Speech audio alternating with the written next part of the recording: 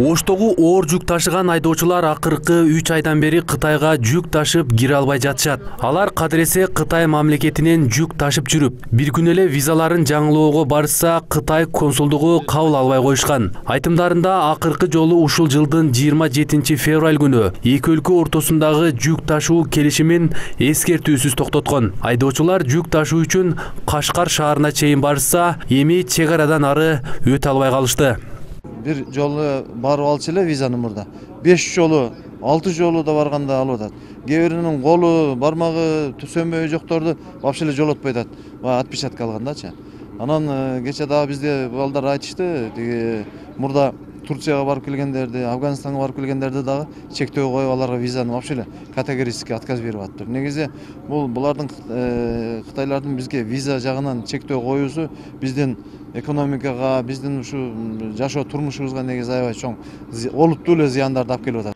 Маалыматтарга караганда өткөн жылы сентябрь айында Бишкектеги Кытай элчилигиндеги жардыруудан кийин коңшу өлкөнүн өкмөтү 4 айга виза келишимин убактылуу токтоткон. Бирок кийинчерээк кайрадан өз ордуна койгон. Анда да виза толтурууну татаалдаштырган. Мындан улам айдоочулар жана ишкерлер Бишкекке бир нече жолу убакыт каражат коротуп, убаракерчилик менен алып калышкан. Жыл башынан бери Кытайга кире албай жаткан айдоочулар маселени чечүү өтүнүшү менен Кыргызстандын Тышкы иштер жана транспорт министрликтерине кайрылышкан. Бирок алардан жыйынтык чыккан эмес.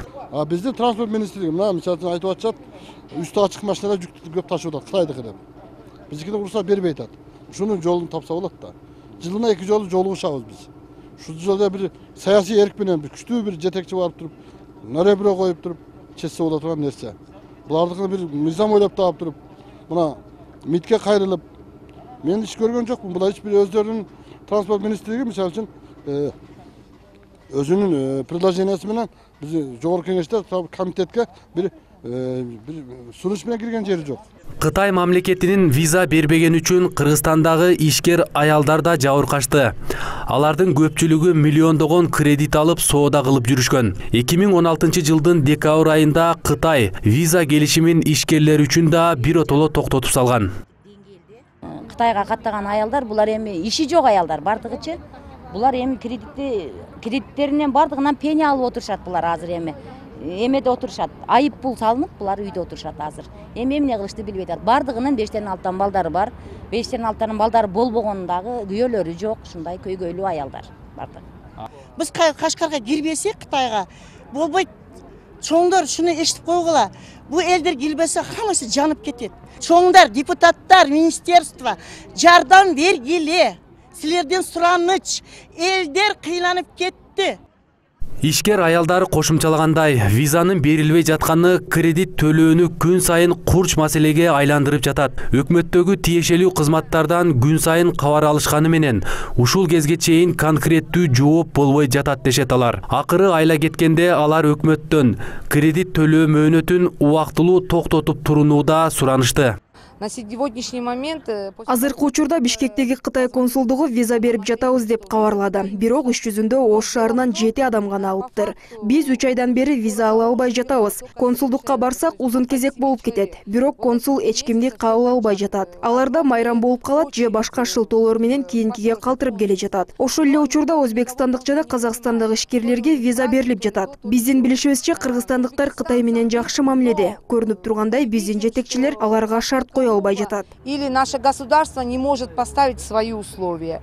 Биз маселе боюнча Тышкы иштер министрлигинин түштүк аймактагы өкүлчүлүгүнө кайрылдык. Өкүлчүлүктөн билдиргендей, Ош шаарындагы Кытай консулдугуна виза берүү маселеси көтөрүлүп, бирок белгисиз себептерден улам чечилбей келе жатат. Маалым болгондой, Бишкектеги Кытай консулдугундагы жардыруудан соң Кытай өкмөтү бардык Тажикстан, Өзбекстан жана башка коңшу өлкөлөр менен виза маселесин татаалдаштырып салган. Маселе боюнча учурда сүйлөшүүлөр гана жүрүп жатат.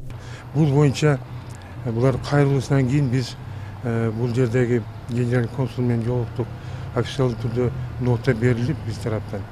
Ушул боюнча биз көңүл бургула, ушундай бизге кайрылышты. Ушундай ошодон ошо жүк ташуучу ассоциациясынан деп айтканбыз. Ошондой эле биздин Тышкы иштер министрлигинин консулдук кызмат департаментине кайрылганбыз. Бүт ушу көтөрүлгөн маселелер боюнча. бул маселе каралды азыркы убактачы. Эми чечилбейт бул маселе.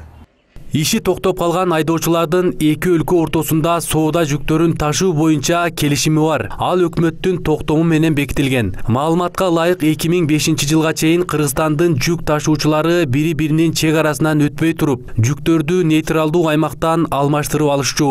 Кийинчерээк бул эреже жоюлуп, эки тараптын тең айдоочулары оор жүктүү унаалар менен эки өлкөнүн аймагына кирип ташый баштаган. Тышкы иштер министрлигинин түштүктөгү өкүлчүлүгүнөн билдиргендей, Кытай тараптын мамилесине карата Кыргыз өкмөтү да Кытай ишкерлерине эрежелерди катаалдаткан. Кошумчалай кетсек, Кыргызстан коңшу өлкөлөрдүн арасынан Кытай жана Өзбекстан менен виза режими менен мамиле кылат. Калган өлкөлөргө визасыз эле каттоого болот. Арген Нуров, Шахрух Иминжанов, жумалык аналитикалык программасы.